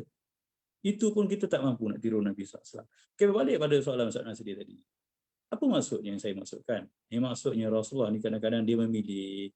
Kalau dia fikir dia tak ada masalah. Tapi dia fikir masalah umat. Kalau umat aku minum makan. Halalkan haram. Umat aku susah. Sembayang mabuk. Yang tak mabuk pun tak ingat Allah. Ya? Yang tak mabuk, tak minum toddy pun sembayang tak ingat Allah. Sampai ke sudah kan kita pernah sembahyang jemaah. Siapa pernah? Jangan bohong. Pernah sembahyang jemaah, Allahu akbar takbir. Tak tahu imam bagi salam, kita bagi salam. Habis sembahyang. Nikmat tu sembahyang jemaah. Sebab tak payah fikir langsung rakaat apa semua. Sebab tu saya pernah datang sekali nak kuliah maghrib. Ya. Bayangkan tuan, imam sembahyang maghrib 2 rakaat bagi salam. Saf pertama tu sampai saf kedua setengah semua beri salam sama. Apa maksudnya? Maknanya sembahyang memang paut kat imam lalok gitu lah. Taklah imam, tak ada pun seorang tegur subhanallah. Betul ke imam tak cukup? Dia boleh tanya pula imam, betul ke imam tak cukup? Ada orang yang ujung-ujung cakap. Begitulah kita. Ya. Satu lagi, buktinya Rasulullah kadang pilih benda yang dia kuat untuk memilih bukan sebab dia fikir dia fikir kita. Ya. Rasulullah pernah declare satu hadis yang sangat sayu pada saya. Ini pun satu benda yang touching ya, Dr. yang hati. Dia cerita apa Rasulullah kata, sesungguhnya kata Rasulullah in likulli nabiyyin da'watun mustajabah. Sesungguhnya Allah kurniakan pada setiap nabi ini ada satu doa makbul. Yad'uhu biha. Yad'uhu biha. Para nabi semuanya telah mendoakan guna doa. Tapi Rasulullah kata, tapi aku simpan. Doa makbul itu untuk umat aku di akhirat. Allah. Tahu jadi apa? Doa itu jadi syafaat. Rasulullah artinya, Allah offer dia. Artinya kalau dia nak minta Khadijah hidup balik, boleh. Dia nak panjang umur lagi, boleh. Ya. Dia perlukan pakcik dia masuk Islam, boleh. Tapi kenapa? Antara pakcik dia dengan kita, dia sayang kita tak? Antara Khadijah, isteri kesayangan dia dengan umat dia, dia sayang kita lagi. Yalah tuan-tuan, kalau saya sendiri, ya, ada seorang raja, ya, Ustaz Rohaili, saya ada tawaran ni, minta apa saya bagi. Apa yang kita ni? Paling soleh pun akan ingat mak kan. Dia kan tak pernah jumpa bapak dia, Rasulullah. Dia tak ingin ke nak tengok bapak dia? Dia kan mati bapak dia umur dia berapa tahun, 6 tahun je. Dia tak ingin ke nak tengok mak dia lagi semula. Artinya sayang dia pada kita berbanding sayang dia dengan mak dia, sayang pada kita lagi. Lagi satu Rasulullah ni bijak lah. Bila sebut umat, rangkuman tu besar. Kan? Mak dia pun jadi umat. Jadi syafaat. Dia suka sangat. Dia sabar, dia tenang, dia bijak. Nabi. Dia tak sonok ke kita bernabikan begini. Tak berbangga ke kita. Tak boleh ke kita sayang pada umat Nabi yang sebegini. Dan ingat, nak sayang, mesti kena kenal. Ya. Kalau Muhammad salah, lebih kau kenal lagi daripada Muhammad bin Abdullah payah. Sebab tu tak boleh tidak kena mula didik anak kita untuk ada cerita Nabi. Biar dia tahu, Nabi kan masa dulu macam ni, Nabi kan umur macam ni, macam ni. Nabi kan pernah sabar macam ni, Nabi kan sayang kanak-kanak, Nabi kan suka dengan binatang. Rasulullah pernah bersabda, siapa yang membunuh seekor burung tanpa apa-apa sebab, artinya bukan nak makan apa-apa, burung kecil, osbur, Allah akan tanya besok di akhir. Sayang Rasulullah pada semua benda. Artinya jadi sultan, tuan, suluhlah kat mana pun akan jumpa Rasulullah ada suluh, tetapi malangnya kita umat Muhammad mengaku mendabik dada jadi umat Muhammad. Cerita Muhammad tak ada dalam minda kita. Balik pada apa yang disoalkan tadi, ya, kekuatan yang menyebabkan Rasulullah di samping dia dipimpin Allah, di samping ingatan ihsan dia sangat kuat pada Allah, tapi ingatan cinta dia pada kita. Satu lagi, ya, sebelum menutup cinta Nabi SAW, sebab tu dia pilih cara yang terbaik. Dia ni azizun alaihi ma'an itu harisun alaikum, ambil berat pasal kita. Jadi Rasulullah kalau nak ikut selesa dia tak ada masalah gosok gigi sembahyang, tapi dia fikir kalau aku wajibkan gosok gigi sembahyang, mai Islam tak berusaha sembahyang. Ya, kalau aku lewatkan isyak ni, selesa aku memang bangun malam. Tapi kalau aku lewatkan isyak, mai tak sembahyang subuh pun dah tak sembahyang. Nabi Allah. Ya. Jadi moga-moga kita kuat untuk menyayangi Nabi kita yang sangat hebat ini, kerana dia merupakan kasih yang sepatutnya kita balas, dan untuk mengasihi baginda tak mungkin ya tanpa kita kenal dulu pribadi baginda Nabi kita Muhammad sallallahu alaihi wasallam. Okey, terima kasih. Alhamdulillah doktor, insya-Allah. Saya secara jujurlah, memang jawapan tu baru saya dapat hari ni. Baru saya dapat hari ni, alhamdulillah baru kita tahu Nabi SAW macam mana kalau dia nak pilih ikut hawa nafsu tu, Nabi SAW boleh je pilih ikut hawa nafsu, tapi kita tahu nafsu Nabi SAW ataupun qori Nabi SAW pun dah Nabi Islamkan dah pun. Maksudnya Nabi luar dalam Nabi ni memang dah kuat. Allahumma salli ala Muhammad wa ala ali Muhammad. Selawat kita penuh rasa cinta lagi. Kita lafazkan selawat nanti penuh rasa cinta, dan selawat tu yang akan jadi berkat kehidupan kita. Jangan selawat tanpa faham untuk apa kita selawat, tanpa rasa kita cinta Nabi sallallahu alaihi wasallam. Betul. Ada orang macam ambil selawat ni macam tradisi je kan? Budaya. Datuk berselawat dia pun jerit selawat sana sini, tapi dia tak ada cinta tentang Nabi, dia rugi. Ya, sungguh. Betul, setuju. Allahumma salli ala Muhammad wa ala ali Muhammad. Silakan Kak Nur. Saya sepanjang dengar Dr. Rohaili cerita tadi kan, Masya Allah seronok sangat, macam bestnya. Jadi macam doktor kan, macam sejarah Rasulullah tu semua ada kat hati, kat kepala. Masa yang bila macam rasa seronok kalau kita hidup di dalam. Masya Allah. Bila kita lalui sesuatu, ingat tak Rasulullah macam ni. Rasulullah saya macam saya cakap tadi, suka berfikir tentang sesuatu. Sebab tu perasan tak? Saya punya konsep bercerita, saya akan cerita apa, kenapa, bagaimana. Selesai cerita dia. Kenapa macam ni? Kenapa? Saya sebab tu suka tercabar dengan soalan saya, sebab saya jawab. Jawapan saya ni berbeza dengan setiap orang, tapi sebab dia jawab, tanya begitu, saya akan sentuh dia kat situ. Artinya Rasulullah memang sayang kat kita. Sebab tu dia boleh pilih benda yang selesa. Ya, tapi sebab dia sayangkan kita. Jadi saya nak kita semua sayang pada dia, itu je. Jadi selawat dengan rasa cinta, baca buku dengan nak cari cinta, sebab kan saya cerita satu benda, okey, cerita satu cinta. Dah masuk cinta ni, dia nak balas cerita satu ketika Rasulullah ni ada dua orang hamba tau. Seorang Anas bin Malik, kita tahu ni sangat popular, yang berkat panjang umurnya, hidup sampai zaman Umar bin Abdul Aziz. Sebab berkat hidupnya, umur dia 8 tahun dah jadi khadam Rasulullah. Bila Rasulullah doakan dia, bukan jadi khadam pun, macam nak angkat je pun Rasulullah tak boleh. Jadi teman Rasulullah. Satu lagi yang kurang popular tapi banyak hadis juga, namanya Thauban. Thauban ni dia sahabat yang agak kurang, ialah fizikalnya pun tak hebat, wataknya pun tak popular, tak banyak sangat. Tapi dia ni sangat cinta Rasulullah SAW. Satu hari dia tunggu Rasulullah lambat balik, dia menangis. Ya, dia tunggu. Dan bila Rasulullah sampai, dia peluk Rasulullah, dia menangis teresa-esa. Dia nangis teresa-esa, Rasulullah. Ya Thauban, kata kenapa ni Thauban? Dia kata ya Rasulullah, aku ni sangat sayang kau, dan kau bila aku tak dapat jumpa kau lama sikit, kau balik aku risau, aku rindu dengan kau. Masalahnya Rasulullah, aku ni kat dunia aku untung. Dia kata, dia fikir gitu. Dia dah mula bawa perasaan, dia kata, aku kat dunia ni aku jadi hadam kau, tiap hari aku dapat kau jumpa Rasulullah. Dia kata, tapi aku fikir aku ni kat akhirat besok siapa ya Rasulullah? Aku ni esok kat akhirat siapa ya Rasulullah? Ya, tak nampak muka kau sehari pun aku resah. Tengok ni bukan penyakit, ni cinta sebenar, cinta sebab iman, cinta sebab keselamatan akhirat. Yang maka dia kata, aku bukan Abu Bakar, aku bukan Umar, bukan sahabat-sahabat engkau yang hebat ya Rasulullah. Aku di mana nanti ya Rasulullah ke akhirat? Dia yang dah dekat, dah cinta Rasulullah risau, kita tak pernah risau. Ialah sebab Rasulullah, siapa yang digamil, siapa yang selawatnya pernah dipamerkan depan bagi dia, Rasulullah akan kenal panggil. Masa tu tak ada siapa. Kita datang Nabi Adam kau tu pergi dengan Nabi Nuh. Nabi Nuh tolak sampai Nabi Muhammad. Kalau Muhammad kenal kita sebagai umat, selamat. Maka Rasulullah jawab apa? Ya. Apa kata Rasulullah SAW? Rasulullah kata, sesungguhnya orang yang paling dekat dengan aku di hari akhirat adalah orang yang paling cinta dengan. Maka Thauban dengan jawapan itu Rasulullah SAW, ya, maka dia terus tenang, dia kata kalau itu aku tak ada kerisauan sebab mati aku penuh cinta padamu. Jadi begitulah kita di mana agaknya. Dalam hati kita ni penuh dengan siapa? Ada orang masih memujai artis yang seorang sposen pun tak pernah bagi kat dia apa-apa. Jadi anak-anak kita jangan dibiarkan begitu. Ya, kita risau generasi anak-anak kita ni, dia akan bangun dengan idola masing-masing, dengan public figure yang macam-macam, gaduh dengan orang sana, gaduh orang sini, ya Allah. Kita tak pernah kenalkan pun orang yang sangat perlu kita cintai.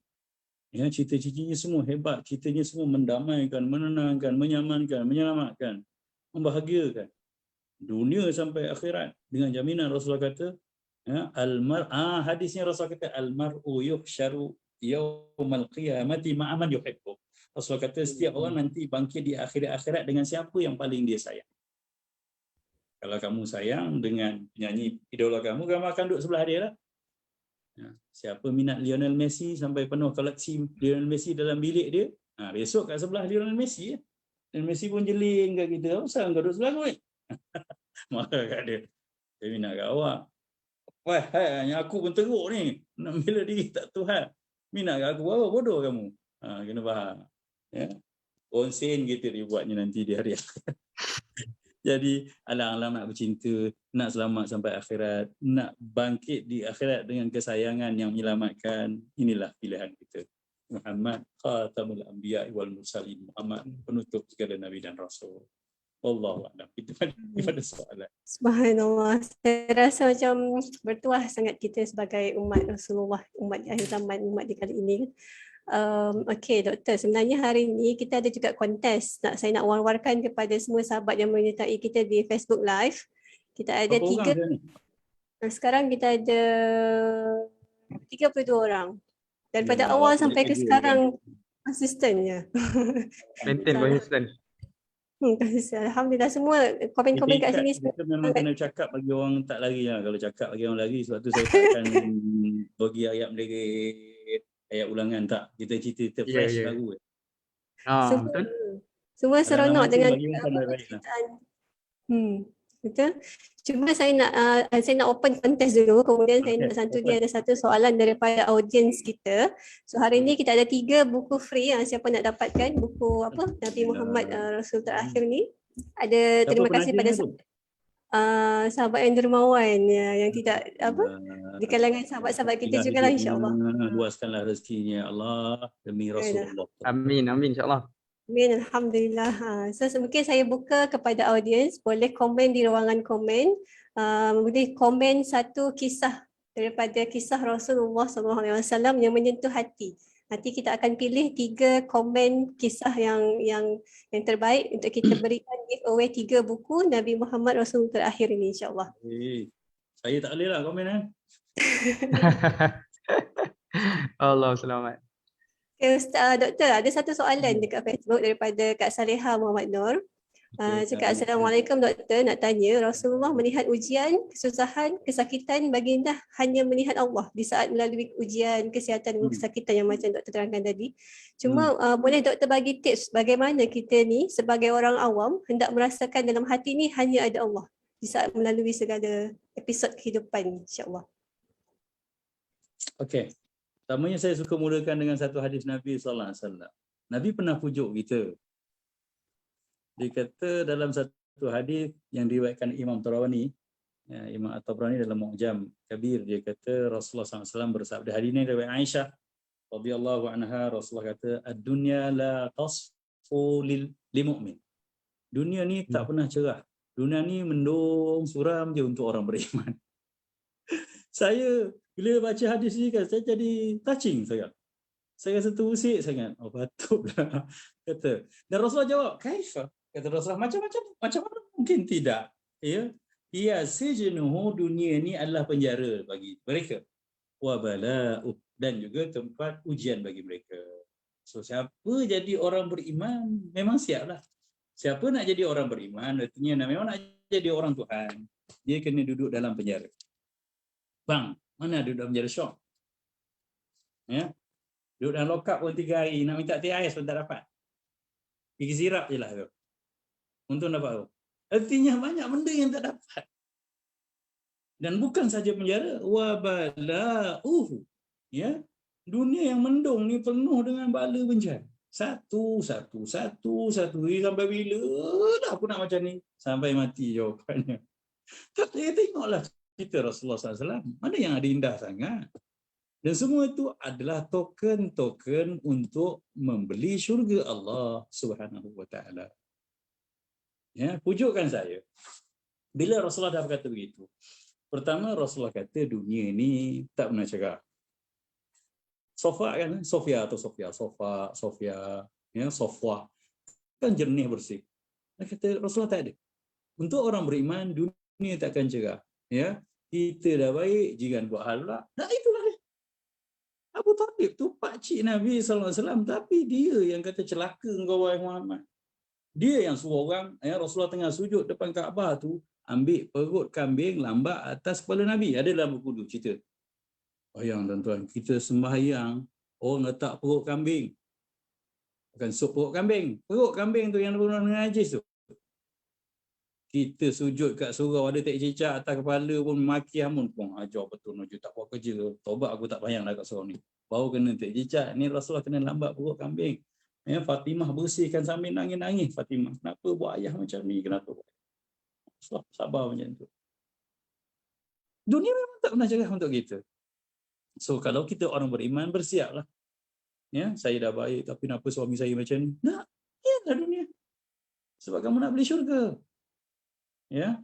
Dan Allah pun katakan, jangan kita mendakwa bahawa kita ni telah beriman selagi mana kita belum diuji. Ya. Sedangkan orang terdahulu telah diuji dengan macam-macam ujian. Jadi kalau kita betul-betul nak jadi orang beriman, bersiaplah. Kita baik, orang tuduh kita, kan? Kita dah buat kerja, bos tak nampak. Itulah orang beriman ni cabaran. Maka jawab macam mana? Senyum je lah. Cakap dengan bos, sebenarnya saya dah buat, tapi tak tahulah kalau bos tak nampak. Begitu, cakap, bos apa? Jangan. Yang tu silap. Tak ada kebaikan di sisi Allah, di sisi manusia pun tak dapat. Kena ubah ni. Sebab Rasulullah dia akan, yang dikatakan Islam tu, ahsin man asa'a ilaik. Slogan Rasulullah apa? Buat baik pada orang, buat tak baik pada kita. Kalau buat baik pada orang, buat baik pada kita, Acong pun ajar gitu. Mutusami pun ajar gitu. Dia baik dengan saya baiklah dengan. Ya. Murugan pun ajar gitu. Tok Batin pun ajar gitu. Itu orang baik dengan saya baik dengan dia. Tapi Muhammad ajar kita, ahsin man asa'a ilaik. Buat baiklah pada orang yang tak buat baik pada kamu. Orang yang buat jahat pada kamu. Seperti orang yang ngumpat kakak apalah saya kat depan. Ya, nyanyi saya kat tak apalah kak, saya dah maafkan. Allah damai, tak berani dah dia nak ngumpat kita. Ya, tapi kita tak berani kan nak buat baik pada orang buat jahat pada kita. Kita rasa macam rugi. No, tak rugilah. Takkan Nabi tipu kita. Mana Nabi tak pernah menipu, tapi kita tak pernah mencuba. Tu yang Nabi kata innamal hilmu bitahallum. Berlembut ni kena latih. Bersabar ni kena latih. Dia tak jadi sendiri. Duk bangga je kaki ngamuk. Cakap kau ni kuat tu ngamuk aku sikit je, kau tak tengok bapak aku lagi kuat, mak aku lagi teruk, aku mencarut. Ya Allah, sampai bila kau nak jadi begitu? Berubahlah. Demi kehidupan kita. Jadi untuk kuat ni kak, berhadapan Kak Leha ya. Kita kena faham bahawa kita sebenarnya memang berinteraksi dengan Tuhan. Setiap ujian yang datang ni, kita sebenarnya berhadapan dengan Tuhan. Satu ketika, saya suka begitu kan, masuk cerita sikit. Rasulullah SAW pujuk kita. Ada tips, untuk kuat kan, ada satu tips daripada Nabi SAW. Satu ketika seorang wanita duduk di kubur anaknya yang mati. Ya, dia menangis tersesak. Rasulullah lalu belakang dia. Dan ada beberapa orang wanita lain mengerumuni perempuan ni lah sebab sedih. Anak mati orang lelaki anak mati nangis juga. Orang perempuan lagi nangis lah. Maka Rasulullah lalu dan Rasulullah kata isbiri. Rasulullah kata sabarlah, kata Rasulullah. Rasulullah begitu kan. Rasulullah ni kadang-kadang santai-santai dia sambil-sambil tu dia ingat jugalah. Dia taklah pergi syarah tu. Kamu ni kena sabar tak? Orang tengah tengok situasi. Orang tengah nangis kau syarah tu apa? Sabarlah, kata Rasulullah. Apa pembantu jawab? Respon standard lah orang tengah marah. Dia kata, ilaika anni. Ya, kata, kamu pergi jauh, kata dia. Wa innaka lam tusib bi musibatin. Kau tak kena apa yang aku kena. Kan ayat biasa kita dengar. Kau cakap sabar senang ah. Kau tak kena, aku yang kena. Apa Rasulullah jawab? Agak apa Rasulullah jawab? Kalau kita apa kita jawab? Tak goma lah, orang nasihat tak nak dengar. Tak. Tapi Rasulullah tak jawab sepatah apa tu kan. Itu cara kita berhadapan dengan orang marah. Diam. Kita dah cakap, ya, dan tak jawab tu, dia bahasa yang paling hebat masuk dalam jiwa. Ya, tu tip yang lelaki kalau gaduh-gaduh bini, ya, bini marah-marah senyap. Itu jawapan paling hebat. Orang perempuan tu akan senyap dan terfikir, betul aku cakap dengan lelaki aku macam tu. Dia gitu. Tapi kalau tuan-tuan jawab, silap terus. Ya, orang perempuan dia mengamuk, bukan dia tak tahu. Dia saja je nak respon kita. Jadi kita respon dengar dan diam tu lagi paling mahal. Dan kita menang di situ. Ingat, yang Rasulullah dah buat ni. Rasulullah buat, Rasulullah diam. Bila Rasulullah dah belah, Rasulullah dah belah tak cantik pula bahasa tu kan. Rasulullah dah beredar, maka kawan-kawan yang si perempuan ni pun cakap, tadi Rasulullah tu, kau cakap macam tu. Tak belah-belah kau. Sedaplah kau cakap. Kau tak kena apa yang aku kena. Ya, macam itulah bahasa kita. Esokkan harinya dia cari rumah Rasulullah. Ya, dia cari rumah Rasulullah SAW. Ya, bila Rasulullah SAW bertemu dengan dia, ringkas ceritalah, Rasulullah kata, innama sabru 'inda sadmatil ula. Sesungguhnya aku ingatkan begitu sebab apa yang dikatakan sabar tu adalah ketika mana berlaku detik kemalangan. Ya, dentuman pertama kemalangan itulah sabar. Ya, kalau dah 5-6 hari baru kata saya sabar je. Isteri saya dah meninggal. Bila isteri awak meninggal 7 tahun lepas. Itu tak sabar dah, bang. Sabar ni ketika orang kutuk tu. Bukan 2 tahun lepas. Sebab tu ada tuntutan agama untuk sabar ni, wa tawasau bis. Kena pesan-pesan, beringat dengan sabar. Jadi kalau orang mengamuk, kita cakap sabarlah, tenanglah. Kau cakap senanglah, kau tak kena. Cakap saya tak kena sebab tu saya ingatkan saya sabar. Sebab itu orang Islam kena ingatkan. Besok saya kena pula, awak kena ingatkan sabar. Gitu dia jawabnya. Ya. Jadi inilah kehebatan yang ada pada diri Nabi kita Muhammad SAW. Jadi Nabi ingatkan kita untuk saling berpesan-pesan bila mana ada orang susah, sabar. Dan Nabi ada ajar kita doa. Ya, bila mana seorang tu ditimpa musibah, antara nak ingatkan dia kena sebut pertama innalillah. Innalillah ni bukan untuk mati je. Innalillah maksudnya kita ni milik Allah. In bracket, sukati Allah. Nak buat macam mana? Sukati Allah, dan Allah tak sia-siakan hamba. Allah tak pernah zalim. Wallahu bidzallamil abid. Allah uji kita ni tak ada sia-sia, bukan sesaja Allah nak uji kita. Tak. Ya. Jadi jangan, kita milik Allah. Wa inna ilaihi raji'un, kena faham tak? Ni slot kedua. Dan kita ni pasti kembali pada Allah. Macam mana kita jawab dengan Allah atau ujian ni, kita kena jawab besok. Sebab kita ngadap dia balik. Jadi paling baiknya kita sabar dan tenang. Kita, ya Allah, aku terima ya Allah. Ya. Dan Rasul Hajar minta 2 benda. Apa dia? Antara doa yang Rasul ajar pada Ummu Salamah ketika mana suami dia mati dalam perang Badar, kalau tak silap, Rasul ajar dia, Allahumma ajurni fi musibati. Cerita ni pun saya juga dalam tu cerita. Abu Salamah adalah orang pertama hijrah dalam buku sirah ni.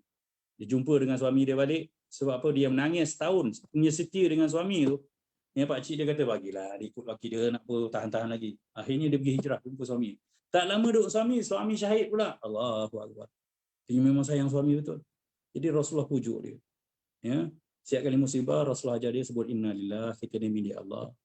Jadi tak boleh buat apa dah. Dan apa yang Allah lakukan kita, tak ada benda sia-sia, pasti ada sesuatu yang best untuk kita. Wa inna ilaihi raji'un. Sebab Allah sayang pada kita. Satu ketika Rasulullah pernah tengok seorang ibu pegang anak dia kuat-kuat kan. Rasulullah kata, kau tahu tak macam mana sayangnya ibu tu pada anak dia. Ya, agak-agak dia sanggup tak nak campak anak dia. Kalau anak dia campur dalam api, apa dia buat? Dia akan melari masalahkan. Gitulah.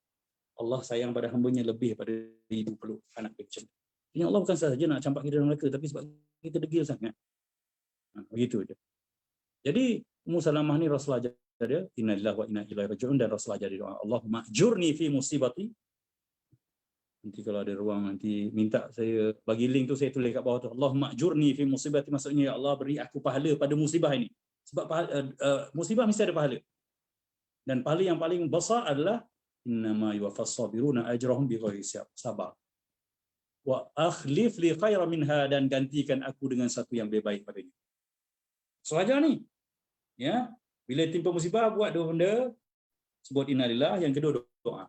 Doa dia Allahumma ajurni fi musibati, minta 2 benda, minta pahala atas musibah ni. Ya. Allah suka kita minta tau, sebab dia Maha Kaya. Kawan kita tak suka kita minta, kau nak minta yang gue aku banyak sangat duit. Tu sebab dia tak kaya. Dia kata dia kaya, dia banyak duit, minta menyampah. Tapi Allah Maha Kaya, sebab tu dia suka kita minta. Minta apa pun. Ya. Wa akhlif li khairan minha, dan gantikan aku atas benda yang hilang tu sesuatu yang lebih baik padanya. Subhanallah. Doa dia lepas dia habis dah, Allah gantikan dengan sesuatu yang lebih baik. Dia jadi isteri Rasulullah SAW. Ya. Begitu. Kalaupun tak ada pulangan baik di dunia, yakin pulangan di akhirat lebih baik dan lebih kekal. Ya. Tapi jangan doa pula kat suami kita. Ni musibah aku paling besar ni. Kita pun innalillah depan suami kita. Bang, innalillah wa inna ilaihi raji'un. Allahumma akhlif fi musibati, ya Allah, beri aku pada musibah lagi aku ni, ya Allah. Mayang tak pernah pergi surau. Wa akhlif li khairan minha, dan gantikan aku lebih baik padanya. Jangan, ya. Jangan cakap begitu pada suami kita. Doa untuk suami ni doa yang baik walaupun dia tak baik. Ya. Orang dia panjang umur, Allah bagi pimpinan, tak boleh marah suami yang tak semayang, kena nasihat sahaja. Itu bukan tanggungjawab isteri. Ya, tetap minta izin, hormat dia untuk ke mana sana sini.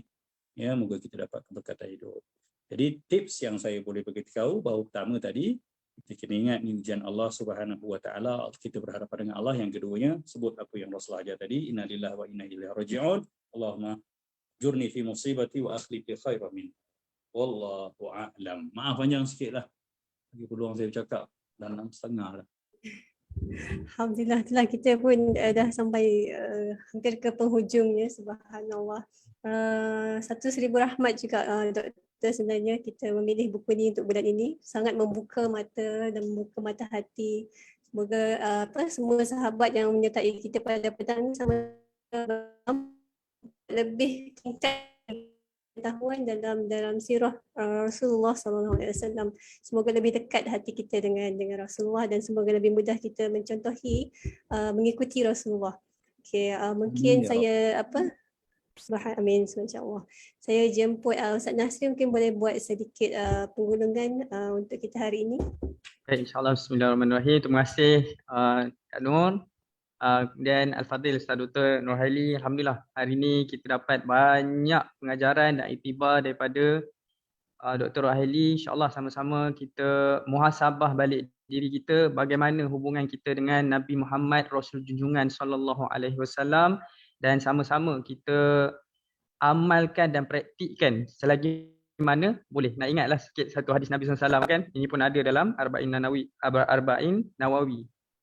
Ma nahaitukum anhu fajtanibuh wa ma amartukum bihi fa'tu minhu mastata'tum. Nabi SAW ni bagi kayu ukur kat kita, tahu kita ni bukannya Nabi pun. Kita ni bukannya Nabi. Kalau kita telusuri Nabi, paling ringkaslah sahabat, jangan lupa beli buku ni. InsyaAllah buku ni ada secara umum, dan kita pun nak kata kalau nak detail tu buka kita Arab lah doktor ya. Kita Arab Sirah An-Nabawiyah ke Dr. Said Ahmad Putih contoh kan. Tapi buku ni at least lah dia memberi peluang dan ruang pada kita untuk kita telusuri kisah Nabi SAW. Nabi bagi kayu ukur sebenarnya dekat hadis tadi. Nabi sebut, apa yang aku cegah kalian tinggalkan. Ma nahaitukum anhu fajtanibu. Jauhilah apa yang aku tegah tu. Itu simbol rahmat juga tu. Nabi SAW tak bagi. Itu tadi pun kita tanya soalan pasal arak dengan susu tu pun sebenarnya Nabi nak bagi sini tu. Jangan ambil arak. Jangan ambil arak. Itu simbol rahmat Nabi SAW dekat kita. Yang kedua Nabi sebut kayu ukur yang kedua. Wa ma amartukum bihi. Nabi tak berhenti kat situ. Nabi pun tak kata wa ma amartukum bihi fa'mal bihi. Maka buatlah benda tu, tak ada. Nabi sebut wa ma amartukum bihi fa'tu minhu mastata'tum.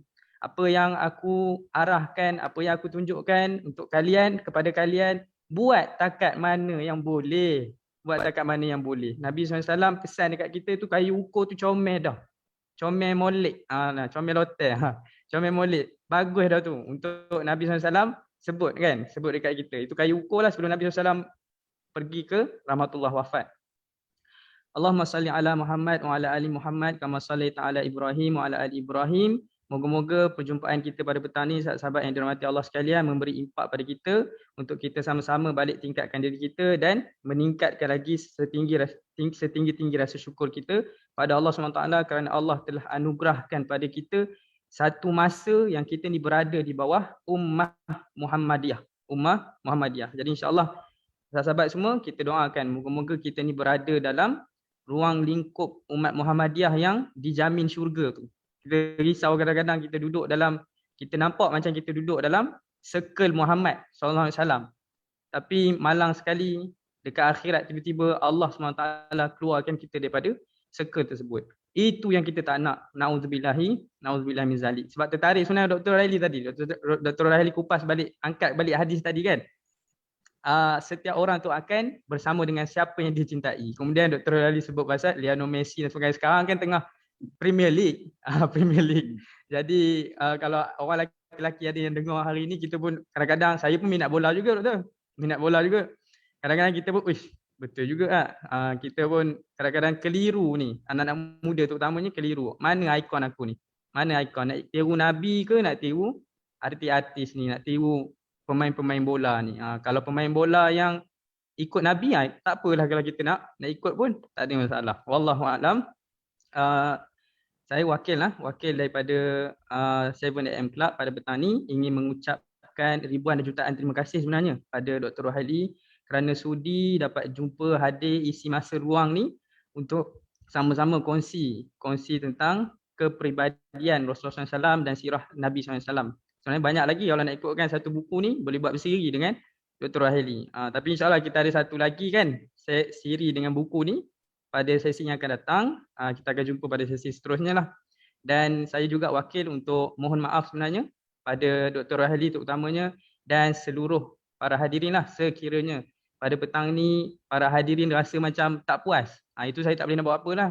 Tak puas ni saya tak boleh nak kontrol. Saya tak boleh nak kontrol tak puas tu. Tapi sahabat semua, insya-Allah kepuasan tu akan ada bila mana kita rasa Nabi tu sentiasa ada dengan kita. Baru betul kita puas kan. Takkan setiap masa nak buat program macam ni kan. Nak bagi program macam ni sebenarnya nak cetus saja. Nak cetus balik. Selama ni aku tak ingat kat Nabi. Program ni nak ingat balik pada Nabi SAW. So lepas program ni insya-Allah jangan lupa ada banyak checkpoint lagi. Boleh pergi buka YouTube, tengok ustaz-ustaz lain pula bagi tentang Nabi SAW. Lepas tu amalkan dan banyak lagi amalan-amalan Nabi yang kita perlu amalkan dalam hidup kita. Wallahu a'lam bisawab. Aqulu qawli hadza wa astaghfirullah li wa lakum wallahu ghafurur rahim. Insya-Allah pada petang ni kita berhenti setakat ni, kita tangguhlah dengan tasbih kafarah dan suratul As. Subhanakallahumma wa bihamdika asyhadu an la ilaha illa anta astaghfiruka wa atubu ilaik. Bismillahirrahmanirrahim. Wal 'asr innal insana lafi khusr illa alladhina amanu wa 'amilus solihat wa tawasaw bil haqq wa tawasaw bis sabr. Baik semua, minta maaf atas segala kekurangan. Assalamualaikum warahmatullahi wabarakatuh. Waalaikumsalam warahmatullahi wabarakatuh.